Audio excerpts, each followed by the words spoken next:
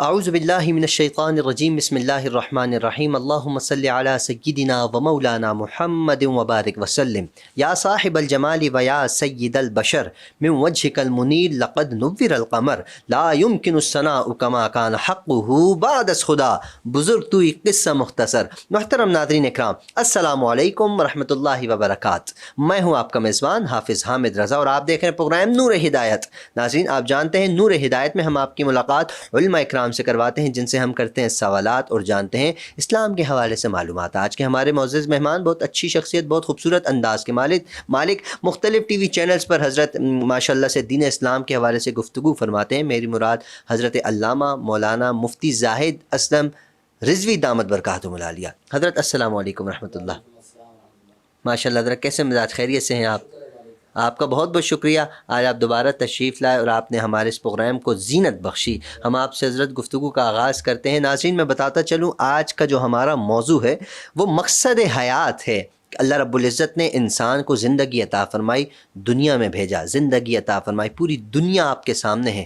آپ کا مقصد کیا ہے دنیا میں آنے کا؟ اللہ رب العزت نے دنیا بنائی، اس کا مقصد کیا ہے؟ اور سرکار دو عالم صلی اللہ علیہ وآلہ وسلم نے اس دنیا کو کس انداز میں گزارا، اپنی زندگی کو اس دنیا میں کس انداز میں گزارا، اور حضور کے صحابہ، حضور کے اہل بیت، حضور کے چاہنے والے عشاق کس انداز میں زندگی بسر کیا کرتے تھے۔ زندگی کا مقصد کیا ہے، مقصد حیات کیا ہونا چاہیے ہم سب کا، اس پہ آج ہم گفتگو کریں گے۔ حضرت ارشاد فرمائیے گا، زندگی کا مقصد قرآن مجید و فرقان حمید سے کیا رہنمائی حاصل ہوتی ہے؟ بسم اللہ الرحمن الرحیم۔ یا ایھا الذین آمنوا اتقوا اللہ ولتنظر نفس ما قدمت لغد واتقوا اللہ، صدق اللہ العظیم وصدق رسولہ النبی الکریم الامین۔ حضرت، آج کا جو ہمارا موضوع ہے بہت ہی خوبصورت ہے اور اس معاشرے میں اس موضوع کی بہت اشد ضرورت بھی ہے۔ اللہ تبارک و تعالی نے قرآن کریم میں ارشاد فرمایا ہے کہ آمنوا اتقوا اللہ، اے ایمان والو اللہ سے ڈرو اور اپنے کل کی فکر کرو۔ اچھا، اس کل سے مراد جو ہے وہ کل ہے جو موت کے بعد آنا ہے، جس کل ہم سب نے جمع ہونا ہے، میدان محشر۔ اچھا، اللہ تبارک و تعالی نے انسان کو جو زندگی دے کر بھیجا ہے اس کا مقصد 27ویں پارے کے اندر ارشاد فرمایا، وما خلقت الجن والانس الا لیعبدون، کہ میں نے جنوں اور انسانوں کو اس لیے پیدا کیا کہ وہ خالق کی عبادت کریں۔ سبحان اللہ۔ اور 29ویں پارے کی سورۃ الملک کی آیت نمبر 2 میں ارشاد ہوتا ہے کہ الذی خلق الموت والحیات لیبلوکم ایکم احسن عملا، کہ اللہ تعالیٰ نے موت اور زندگی کو اس لیے پیدا کیا کہ وہ تمہیں آزمائے کہ تم میں سے خوبصورت کون ہے۔ آج میں کہتا ہوں کہ میں خوبصورت ہوں، سامنے والا کہتا ہے میں خوبصورت ہوں، لیکن قرآن یہ کہتا ہے کہ خوبصورتی شکل سے نہیں ہوتی، خوبصورتی اعمال اور کردار اور صورت اور سیرت سے ہوتی ہے۔ بے شک، جس کا اعمال اور کردار اچھا ہوگا وہی خوبصورت ہوگا۔ اور انسان کو ایک مقصد دے کر بھیجا گیا ہے کہ تجھے تیرے خالق و مالک نے اتنے عزت دے کر بھیجا ہے، یعنی لقد خلقنا الانسان فی احسن تقویم کے درجے پر پہنچایا، اور وَلَقَدْ كَرَّمْنَا بَنِي آدَمَ وَحَمَلْنَاهُمْ فِي الْبَرِّ وَالْبَحْرِ کے اس مرتبے پر فائز کر کے اللہ نے بھیجا ہے۔ تو آخر مقصد کیا ہے؟ مقصد وہ ہے یا ایھا الناس اعبدوا ربکم الذی خلقکم والذین من قبلکم لعلکم تتقون، کہ لوگوں اپنے رب کی عبادت کرو جس نے تمہیں پیدا کیا، اپنے رب کی عبادت کرو جس نے تمہیں انسان بنایا، اپنے رب کی عبادت کرو، شکر کرو کہ اس نے جانور نہیں بنایا، اس نے انسان بنایا، اور شکر یہ بھی کرو کہ تم میں اس گھرانے میں آنکھ کھولنے کا موقع عطا فرمایا کہ جس گھر میں تم نے دنیا میں آتے ہی محمد عربی کا فرمان سنا۔ شکر کرو کہ تمہیں اللہ نے مسلمانوں کے گھر میں پیدا کیا کہ جس گھر میں آتے ہی تم نے پہلی آواز سنی اللہ اکبر، پھر سنا اشہد ان محمد رسول اللہ۔ اور میں یہاں پر آپ کے سوال کا جواب دینا چاہوں گا کہ مقصد حیات کیا ہے۔ ایک مجذوب کا واقعہ ملتا ہے کہ وہ بازار میں، بھرے بازار میں کھڑے ہو کر رو رہے ہیں۔ ایک صاحب گزرے، انہوں نے پوچھا کہ بابا جی رونے کی کیا وجہ ہے؟ تو جواب دیا کہ جی میں جو ہے نا اللہ اور بندوں کے درمیان میں صلح کرانا چاہتا ہوں۔ اللہ اور بندوں کے درمیان؟ جی۔ تو انہوں نے کہا رونے کی کیا بات ہے اس میں؟ تو مجذوب نے بڑا عظیم جواب دیا۔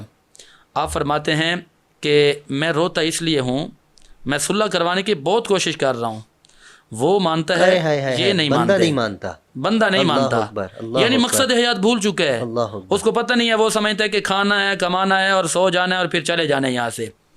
اور پھر وہی مجذوب دوسرے دن قبرستان میں جا کے رو رہا ہے۔ بندہ آیا، پھر اس نے بابا جی ابھی کیا ہوا؟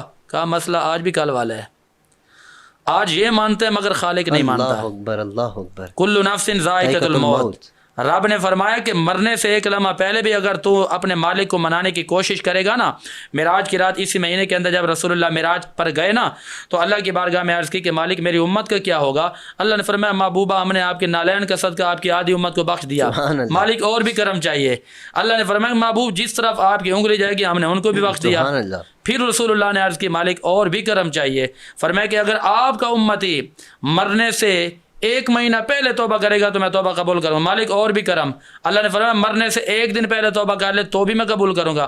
مالک اور بھی کرم فرما. اللہ نے فرمایا مرنے سے چند لمحات پہلے اگر توبہ کرے گا میں پھر بھی قبول کر لوں گا. عرض کرتے ہیں یا اللہ مجھے اس سے بھی زیادہ کرم چاہیے. اللہ نے وعدہ فرمایا اے پیارے حبیب آپ کا کلمہ پڑھنے والا آپ کا غلام مرنے سے اگر ایک لمحہ پہلے بھی خالق کی بارگاہ میں سر کو جھکا لے گا نا تو میں اللہ اس کی توبہ بھی قبول فرماؤں گا اور میں اللہ اس کی مغفرت بھی فرما دوں گا. تو مقصد حیات کیا ہے؟ عبادت. واقعات پر نہ جائیں اور یہ نہ کہیں کہ اللہ اتنا رحمان ہے تو بخش دے گا، مصطفیٰ اتنے رحیم ہے تو ہماری مغفرت کروا لیں گے. سبحان اللہ سبحان اللہ. حضرت کتنے خوبصورت انداز میں آپ نے ارشاد فرمایا. اور سرکار دو عالم صلی اللہ علیہ وسلم تب تک جنت میں داخل نہ ہوں گے جب تک حضور کے سارے امتی جنت میں نہ چلے جائیں. اس پہ حضرت ارشاد فرمائیے گا کیونکہ ہم نے علماء اکرام سے سنا ہے جنت تو سرکار کے لیے ہی بنی ہے. ارشاد فرمائیے گا. دیکھیے کہ اللہ تبارک و تعالیٰ نے وعدہ فرمایا محبوب سے محبوب ہم آپ کو راضی کریں گے. ٹھیک ہے. وَلَسَوْفَ يُعْطِيكَ رَبُّكَ فَتَرْضَىٰ. سبحان اللہ. اب رسول اللہ کی ایک حدیث پاک ہے جو کہ مسلم شریف جلد 2 کے اندر موجود ہے. میرے نبی سے صحابہ نے پوچھا کہ یا رسول اللہ آپ کب راضی ہوں گے؟ حضور نے فرمایا کہ میں اس وقت راضی ہوں گا جس وقت میری ساری امت جنت میں چلی جائے گی. سبحان اللہ. یعنی انبیاء تو جنت کے مالک ہیں، انبیاء جنت کے وارث ہیں. مصطفیٰ کریم کے غلاموں نے کتنی بار جنت دیکھی اور رسول اللہ کے غلام جنت میں جائیں گے. اچھا اس میں یہ ہے کہ رسول اللہ کی رحمت وہاں پر میدان محشر میں دیکھ رہی ہوگی اپنے غلاموں کو. ساری امتیں اپنے اپنے انبیاء کے پاس جا رہی ہوں گی اور وہ مصطفیٰ کریم کے پاس بھیج رہے ہوں گے. اچھا مصطفیٰ کریم کی وہاں پر شفاعت چلے گی. بے شک رسول اللہ کی بارگاہ میں عرض کریں گے کہ مالک یہ اپنا ہے اسے جانے دیں. حکم ہوگا محبوب آپ کی جو انگلی جس طرف چلی گئی ہے وہ سارے جنتی. اچھا یہ جو ہم نے فرمان سنا ہے کہ رسول اللہ بعد میں جائیں گے تو اس کا مقصد یہی ہے کہ سارے غلاموں کو کسی کو اشارے کے ذریعے، کسی کو اپنی رحیمی کے ذریعے، کسی کو غلامی رسول کے ذریعے اور کسی کو دیگر لوگوں کی شفاعت کے ذریعے جنت میں جب داخل کر دیا جائے گا تو مصطفیٰ کریم تمام جنتیوں کو بعد میں زیارت کروانے کے لیے اندر لے جائیں گے. مطلب یہ کوئی قید نہیں کہ حضور بعد میں جائیں گے، حضور تو مالک ہیں. تو یہ جو بعد میں جانے کی بات ہے وہ اس لیے ہے کہ ساروں کو دیکھ کر حضور سب کو اندر جنت میں داخل سبحان اللہ. گناہ گاروں کو جنت میں کھڑے دربان روکیں گے. حکم ہوگا کہ جانے دو یہ امت ہے محمد صلی اللہ علیہ وسلم کی. اچھا حضرت جیسا کہ مقصد حیات پہ گفتگو ہو رہی ہے ارشاد فرمائے عشق کی باتیں، عشق کی بات بیچ میں آ جاتی ہے مزہ ہی الگ ہوتا ہے. سبحان اللہ. کیونکہ عشق کی بات کرنے کا اور سرکار سے اس کی نسبت ہو کمال ہو جاتا ہے. مقصد حیات پر ارشاد فرمائے گا سرکار دو عالم صلی اللہ علیہ وآلہ وسلم کس انداز میں اپنی زندگی گزارتے تھے؟ حامد بھائی دیکھیے رسول اللہ کے بارے میں حضرت سیدنا صدیق اکبر رضی اللہ تعالی عنہ فرماتے ہیں، نے عرض کی یا رسول اللہ کہ آپ کی جو داڑھی مبارک ہے، آپ کی داڑھی مبارک میں پوری زندگی میں نے اتنے سفید بال نہیں دیکھے اور وقت وصال جب آئے نا تو رسول اللہ کی داڑھی مبارک میں سفید بال زیادہ تھے. تو سوال کرتے ہیں یا رسول اللہ اس کی کیا وجہ ہے؟ حضور نے فرمایا کہ خوف خدا کی وجہ سے، اللہ تبارک و تعالیٰ کے قرآن میں جو فرامین ہے وہ سننے کی وجہ سے اور اپنے کل کی وجہ سے. حالانکہ رسول اللہ تو مالک ہیں، رسول اللہ تو وارث ہیں، انبیاء اکرام تو مالک ہیں، انبیاء اکرام تو معصوم ہیں، لیکن رسول اللہ اپنی امت کو یہ درس دینا چاہتے تھے کہ جب تمہارے نبی کے اندر اللہ کا اتنا خوف اور اپنے کل کی اتنی تیاری ہے اور اپنے مقصد حیات غلاموں کو بتانے کا یہ جذبہ ہے تو پھر غلاموں تمہیں کیا ہو گیا کہ تم جو ہے شیر بنے ہوئے ہو.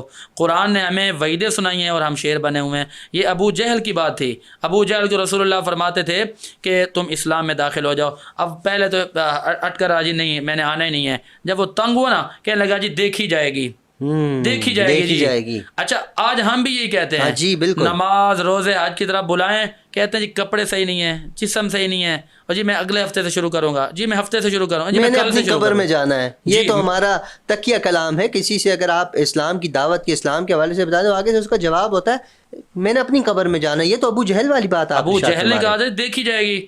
رسول اکرم امام الانبیاء نبی پاک علیہ الصلوۃ والسلام نے سیدہ فاطمہ الزہرا رضی اللہ تعالیٰ عنہ لخت جگر کو بلایا. آپ نے فرمایا کہ بیٹی کون فاطمہ جو جنت کی عورتوں کی بے شک، سردار سبحان ہیں، اللہ، جو لخت جگر رسول ہیں، رسول اللہ نے انہیں بھی فرمایا کہ اپنے کل کی تیاری کرنا، اپنے آخرت کی فکر کرنا، اپنے مقصد حیات کو یاد رکھنا، یہ نہیں سمجھنا کہ میں مصطفیٰ کی بیٹی ہوں تو حساب نہیں ہوگا، فرمایا تیاری کرنا۔ حضرت عائشہ رضی اللہ تعالی عنہا نے جب نیا جوڑا پہنا، مصطفیٰ کریم نے فرمایا کہ اپنے کل کی تیاری کرنا، آخرت کو بھول نہیں اللہ جانا۔ اکبر، عرض کرتی ہیں اللہ آقا مجھے آخرت یاد ہے، حالانکہ ام المومنین ہے، میرے آقا کی زوج محترمہ ہے، بے شک، یعنی مصطفیٰ کا یہ انداز۔ اور حضرت ام سلمہ فرماتی ہیں کہ رسول اللہ کی ایک خادمہ تھی، اس کی عادت تھی، اچھا خواتین میں کچھ خواتین ایسے ہوتے ہیں جن کی عادت ہوتی ہے کہ وہ آپس میں باتیں بہت کرتی ہیں، اس کی عادت تھی مصطفیٰ کریم جہاں کام کے لیے بھیجتے تھے نا بڑا ٹائم لگاتی تھی، اچھا وہ گئی کام کے لیے تو اس نے بڑا ٹائم لگا دیا، تو مصطفیٰ کریم کو جب پتہ چلا نا کہ وہ بکری کے بچے کے ساتھ کھیل رہی تھی، حضور کے ہاتھ میں مسواک تھا، میرے آقا رسول اللہ صلی اللہ علیہ وسلم نے فرمایا کہ تم نے دیر لگائی ہے، دل تو کرتا ہے کہ یہ مسواک مار دوں، لیکن مجھے ڈر ہے کہ قیامت کے دن جب رب نے پوچھ لیا تو میں رب کو کیا جواب دوں گا۔ اللہ اکبر، یعنی اللہ یہ اکبر، مقصد آیات ہے۔ آج ہم اتنے بڑے بڑے گناہ کر کے بھی شیر بنے ہوئے ہیں، جی دیکھی جائے گی، جی دیکھی جائے گی، مصطفیٰ کریم کے غلام ہے، لونڈی ہے، وہاں پر موجود ہے، مصطفیٰ کا یہ عالم ہے۔ ایک حدیث پاک ہے، اگر سینگ والی بکری نے بغیر سینگ والی بکری کو مارا نا تو فرمایا قیامت کے دن اللہ تو اس سے بھی پوچھے گا، اس سے بھی سوال فمن ہوگا۔ یعمل مثقال ذرۃ خیرا یرا ومن یعمل مثقال ذرۃ شرا یرا۔ جس دن رب کی عدالت لگنی ہے نا میرے بھائی، اس دن دیکھا جائے گا، اس دن پتہ چلے گا، جس دن ایک مسکال کے برابر بھی کسی کو چھوٹ نہیں ہوگی۔ اس دن وہاں پر نہ کوئی سفارش ہے، نہ کوئی پیسہ ہے، نہ کوئی رشتہ داری ہے، اور نہ کوئی دیگر معاملات ہیں۔ رب نے وہاں پر قیامت کے دن کا نفاذ ہی حقوق العباد کے لیے ہے جناب۔ سبحان اللہ، اس دن کا نفاذ ہی اس لیے ہے کہ جو لوگوں کے حق تلفیاں کی ہیں، جو مقصد حیات بھول کر آئے ہو، اس دن اس لیے کھڑا کیا جائے گا۔ چلیں بھائی آپ بتائیں، 3 رجسٹر کھولے جائیں گے وہاں پر، اچھا، نیکیوں کا ہوگا، برائیوں کا ہوگا، پھر نعمتوں کا ہوگا۔ اللہ تعالیٰ ہر چیز کے بارے میں پوچھے گا کہ تجھے اتنے پیسے دیے گئے، تو نے کہاں خرچ کیے؟ تیرے پڑوسی، تیرے علاقے والے، تیرے محلے والے تو اسے تنگ تھے، تو نے تنگ کیا کیوں؟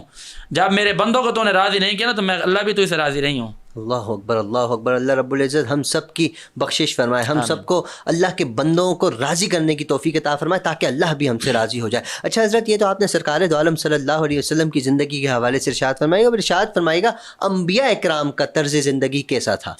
دیکھیے کہ نورانی صاحب یہ سوال تو بہت طویل ہے، لیکن اچھا سوال کیا آپ نے۔ جی، میں یہاں پر صرف ایک نبی کے بارے میں عرض کرتا ہوں، حضرت یعقوب علیہ السلام۔ سبحان اللہ۔ حضرت یعقوب علیہ السلام کی حضرت ملک الموت یعنی حضرت اسرائیل علیہ السلام سے ملاقات ہو گئی، مکالمہ ہو گیا۔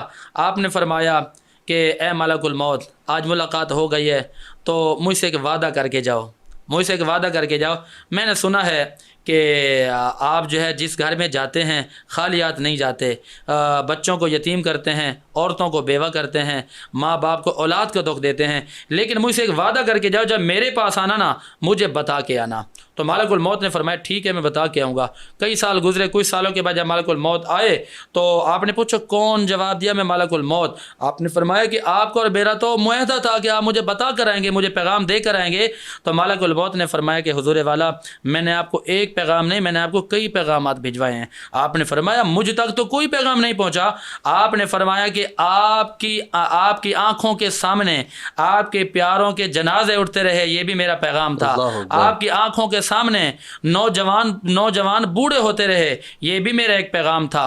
اور بوڑھے ہو کر کمر جھک گئی، یہ بھی میرا پیغام تھا۔ آنکھوں پہ چشمے لگ گئے، یہ بھی میرا پیغام تھا۔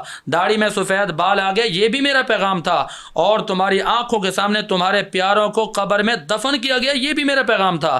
آپ نے فرمایا کہ واقعی یہ پیغامات ملے ہیں۔ اور حضرت یعقوب علیہ السلام نے پھر کیا جواب دیا؟ جواب سننے کے بعد آپ نے فرمایا واقعی آپ کے جوابات آئے ہیں، اور یہاں پر یاد رکھیے گا کہ خدا کی قسم مختصر زندگی ہے، لیکن کامیاب زندگی اسی بندے کی ہے جس نے مختصر سے زندگی میں عرش اولا کے رب کو بھی منا لیا، آمنہ کے لال محمد مصطفیٰ کو بھی منا لیا۔ سبحان اللہ، سبحان اللہ۔ اچھا حضرت، آج کے دور میں ہم سب کو کس انداز میں زندگی بسر کرنی چاہیے؟ انداز وہی ہونا چاہیے جو انداز سورہ لقمان کے اندر حضرت لقمان حکیم کا بیان کیا گیا. حضرت لقمان حکیم نے اپنے بیٹے کو بڑی واضح نصیحتیں کی، اور اللہ تبارک و تعالیٰ کا جو کلام جو محمد مصطفیٰ پر اتارا گیا تو اس قرآن کے اندر آپ کے نام کی پوری صورت ہے. حضرت لقمان حکیم کے بارے سے میں عرض کروں، وَإِذْ قَالَ لُقْمَانُ لِابْنِهِ وَهُوَ يَعِظُهُ يَا بُنَيَّ لَا تُشْرِكْ بِاللَّهِ، یہ باقاعدہ ان کا تذکرہ موجود ہے. اچھا، آپ کے پاس حضرت ملک الموت جب آئے نا آپ کی روح قبض کرنے کے لیے، آ کے دیکھا، بڑے حیران ہو گئے، کمرے میں دیکھا تو آپ کے آگے پیچھے دائیں بائیں نہ کوئی چارپائی ہے، نہ کوئی بستر ہے، نہ کوئی الماریوں میں خزانہ ہے، اور نہ ہی کوئی مال جمع کیا ہوا ہے. ملک الموت حیران ہو جاتے ہیں. آپ نے سوال کیا کہ حضور والا، میں بڑے بڑے لوگوں کے پاس گیا ہوں اور ان میں چھوٹے چھوٹے حکمران بھی تھے، لیکن میں جس کے پاس بھی گیا ہوں نا اس کے میں نے گھر کو دیکھا، گھر بڑے مال سے، عالیشان مال سے بھرا ہوا تھا، خزانے اتنے بے بہا تھے، اور ان کے گھر کے اندر اور ان کے اندر کارخانوں کے اندر، باہر دیگر علاقوں میں دیگر معاملات کے اندر ان کی بڑا مال جمع ہوتا ہے. آپ نے مال ہی جمع نہیں کیا. آپ نے فرمایا کہ اے ملک الموت، جس کے پیچھے تم جیسا شاہ زور لگا ہو، جس کے آنے کی کوئی خبر نہ ہو کہ صبح آئے گا، دوپہر آئے گا، شام کو آئے گا یا رات کو آئے گا، بڑھاپے میں آئے گا، جوانی میں آئے گا یا بچپن میں آئے گا، کب آئے گا؟ اے ملک الموت جواب خود ہی دو کہ وہ بندہ اپنی زندگی کے اندر مال و دولت جمع کرے گا، مکان بنائے گا یا عرش اولا کے رحمان کو منائے گا. اللہ اکبر. آپ نے فرمایا میری پوری زندگی رب کو منانے میں گزر گئی ہے، اور مال جمع کرنے کی تو مجھے ٹائم وقت ہی نہیں ملا. آج ہم مال دولت کے چکر میں پڑے ہوئے ہیں. اللہ نے لاکھ روپے دیا تو لالچ ہے 2 لاکھ ہو جائے، ایک گھر آ گیا تو لالچ پڑ گئی جی ایک گھر اور آ جائے، ایک پلاٹ آ گیا تو کہتے ہیں جی 2 پلاٹ اور ہو جائیں. اچھا، اولاد جو ہے کہاں جا رہی ہے کوئی ہوش نہیں ہے، اولاد بگڑنے جا رہی ہے کوئی ہوش نہیں ہے. مال و دولت کے چکر میں لگے ہوئے ہیں، لیکن جس مقصد کے لیے عرش اولا کے رب نے ہمیں بھیجا تھا ہمیں ہوش ہی نہیں ہے. آج ہم دنیا کو حاصل کرنے کے پیچھے لگے ہیں. خدا کی قسم کامیاب وہ شخص ہے جس نے اپنی اس مختصر سی زندگی کے اندر مال نہیں بنایا، بلکہ یا تو عرش اولا کے رب کو منایا ہے یا آمنہ کے لال محمد مصطفیٰ کو منایا ہے. سبحان اللہ. وہ شخص کامیاب ہے، اور یہی کامیاب پیغام ہے میرا آج سب لوگوں کے لیے. ٹھیک ہے. اچھا حضرت، ایک انسان اللہ کو بھی منا رہا ہے، ساتھ میں سرکار دو عالم صلی اللہ علیہ وآلہ وسلم کی سنت پر بھی عمل کر رہا ہے، لیکن زندگی اس کی اچھی گزر رہی ہے، لیکن اس کے جو پڑوسی ہیں، اس کے جو ارد گرد رہنے والے، اس کے جو احباب ہیں، رشتہ دار جسے ہم کہا کرتے ہیں، وہ اس سے خوش نہیں ہیں، تو کیا اس کی زندگی صحیح طرف گامزن ہے؟ حضرت بالکل اس کی زندگی صحیح طرف گامزن نہیں ہے، کیونکہ اللہ اپنے حقوق تو معاف فرما سکتا ہے لیکن بندوں کے حقوق نہیں معاف فرمائے گا. اس شخص کو کیا کرنا چاہیے؟ اس شخص کو پہلی فرصت میں جن کے دل دکھائے ہوئے ہیں، جن سے تعلقات ختم کیے ہوئے ہیں، ان کے گھر میں چل کر جائے، جا کے معافی مانگے، ان کو گلے سے لگائے. ایک بار نہیں معاف کرتے 2 مرتبہ مانگے، 3 مرتبہ مانگے. اگر پھر بھی معاف نہیں کرتا تو لوگوں کو لے کر جائے کہ جی مجھے معافی چاہیے، میں معافی مانگنا چاہتا ہوں. خدا کی قسم کریم آقا نے ارشاد فرمایا کہ اگر عاجزی انکساری کرنے کی وجہ سے، کسی کے پاس چل کے جا کر معافی مانگنے کی وجہ سے کسی کی عزت میں کمی آئے نا، تو قیامت کے دن محمد مصطفیٰ کی بارگاہ میں آ جائے. سرکار کا ارشاد ہے. اب حضرت امام حسن امام حسین علیہ السلام کا طرز زندگی دیکھیے نا، دونوں بھائیوں کی آپس میں کسی بات پر ہو گئی، یعنی کہ محبت کی باتیں ہو گئی. جی. اچھا، تو دونوں بھائی ایک دوسرے کی طرف جانے لگے تیزی کے ساتھ. حضرت امام حسن علیہ السلام نے فرمایا کہ حسین میں بڑا ہوں، میرے کچھ حقوق ہیں. آپ نے فرمایا بھائی فرمائیے کیا حقوق ہے؟ فرمایا میں بڑا ہوں نا، تو فرمایا کہ معافی مانگنے میں بھی میں پہل کروں گا، کیونکہ میرے نانا کی حدیث پاک ہے جو معافی مانگنے کے لیے جتنے قدم چل کے جائے گا وہ عرش کا رب اس کو اتنے قدم جنت کے قریب کر دے گا. فرمایا کہ میں چاہتا ہوں کہ میں اپنے نانا کی حدیث پر بھی عمل کروں اور جنت کے اندر بھی داخل ہو جاؤں. دیکھیے نا کہ آج ہم غلطیاں کر کے معافی اتنی ہٹ درمی اور اس قدر اکڑ تکبر، اور نہ جی نہ میں کیوں معافی مانگنے جاؤں جی، میں اگر چلا گیا تو لوگ کیا کہیں گے. میرے بھائی لوگوں کا ڈر دل کے اندر ہے، عرش اولا کے رب کا ڈر نہیں ہے. کہتے ہیں کہ اگر میں چلا گیا تو لوگ کہیں گے جی یہ غلط تھا تو گیا، یہ غلط تھا تو گیا، میں تو چل کر نہیں جاؤں گا. یہ جو میں آ گئی نا جی، اسی میں نے تو اس بدبخت کو جو جنت کا مالک بنا ہوا تھا، جو بغیر پرمیشن کے ایڈمیشن لیا کرتا تھا، اس کو نکال دیا گیا. اس سے بڑا مجاہد کوئی نہیں ہے، اس سے بڑا عالم کوئی نہیں ہے، اس سے بڑا کوئی زہد و تقوی والا نہیں ہے. جب انہیں میں ہوں جی، اللہ نے فرمایا اگر تم میں پہ آ گئے نا تکبر پہ، پھر یہاں سے دفع ہو جا، فخرج منہا فإنک رجیم. قیامت تک اس پر لعنت برس رہی ہے. بے شک. اب آپ بتائیں کہ میری اور آپ کی عبادت تو اس کے مقابلے چپا کوئی جگہ ایسی نہیں چھوڑے کہ جس جگہ پہ اس کی عبادت نہ ہو. اب حضرت اس کا مختصر سا حل یہی ہے کہ جن کے رشتہ دار، جن کے محلے والے، جن کے مسلمان بھائی، جن کے پڑوسی، جن کے قریب کے لوگ ناراض ہیں، پہلی فرصت میں جائے، مرنے سے پہلے جا کے معافی مانگ لے. وگرنہ ایسا اگر کوئی شہید بھی ہوا نا، اگر کوئی مجاہد و غازی بھی ہوا نا، اللہ فرمائے گا تو مجاہد بھی ہے، غازی بھی ہے، عالم بھی ہے، حافظ بھی ہے، شہید بھی ہے، تو غازی بھی ہے، تیرا بڑا بلند مرتبہ ہے، لیکن جنت میں اس وقت تک تو نہیں جائے گا جب تک کہ تو اس بندوں سے جا کر تو معافی نہیں مانگے گا. تو وہ جائے گا معافی مانگنے کے لیے، اس وقت میں اگر انہوں نے معافی نہ دی تو پھر کیا ہوگا؟ کیا بنے گا؟ اللہ اکبر، اللہ تو اکبر. اس لیے اس سے پہلے کہ موت آئے پہلے اپنے معاملات کو سلجھائیں. بہت بہت شکریہ حضرت، بہت بہت شکریہ، بہت نوازش آپ نے بہت خوبصورت انداز میں. اور یہ آج کا ہمارا پروگرام ایموشنل بھی ہوگا، اور یہ بہت ضروری ہے. اس لیے ضروری ہے کہ اگر ہم کسی کا دل توڑ کر دنیا سے جاتے ہیں، پھر ہم یہ امید نہ رکھیں کہ ہم جنت میں بھی جائیں گے. پھر اللہ کا معاملہ ہے، پھر اس بندے کا معاملہ ہے کہ پتہ نہیں جنت میں کل قیامت والے دن بروز حشر وہ ہماری غلطی کو معاف کرے گا بھی یا نہیں. دنیا میں ہی ہمیں کوشش کرنی چاہیے کہ پاؤں پھڑ لیں، ہاتھ جوڑ لیں کہ یار معاف کر دو. مجھ سے ناظرین کبھی کسی کا دل دکھا ہو، میری طرف سے میں ہمیشہ معافی کا طلبگار رہتا ہوں، اور انشاءاللہ زندگی رہی تو جہاں جہاں میں نے کسی کا اگر دل توڑا ہے میں معافی مانگوں گا. آپ سے بھی گزارش ہے، سوچیں زندگی میں کبھی کسی کا دل تو نہیں دکھایا، کبھی کسی کے ساتھ برا سلوک تو نہیں کیا، اگر کیا ہے یاد آ جائے تو فوراً اس سے معافی مانگے. حضور نے ارشاد فرمایا، جیسے کہ آپ نے علماء اکرام سے بھی سنا، ہمارے علامہ صاحب نے بھی ارشاد فرمایا، سرکار دو عالم صلی اللہ علیہ وسلم نے ارشاد فرمایا، جو معافی مانگتا ہے نا اللہ رب العزت کی بارگاہ میں اس کا مقام بہت بلند و بالا ہوا کرتا ہے. ناظرین ہمیں اجازت دیجیے، اپنے اس پروگرام کو، خوبصورت پروگرام کو یقیناً آپ پسند کرتے ہیں. علامہ صاحب کا ہم شکریہ ادا کرتے ہیں، حضرت آپ تشریف لائے، امید کرتے ہیں آپ دوبارہ بھی تشریف لائیں گے. ہمارے پروگرام کا وقت اختتام کی طرف جا رہا ہے. اپنا خیال رکھیے گا، اپنے اہل و عیال، اپنے پڑوسی، اپنے رشتہ دار سب کا خیال رکھیے گا، اور وینس ٹی وی کی پوری ٹیم کو اپنی خصوصی دعاؤں میں یاد رکھیے گا. السلام علیکم ورحمۃ اللہ وبرکاتہ.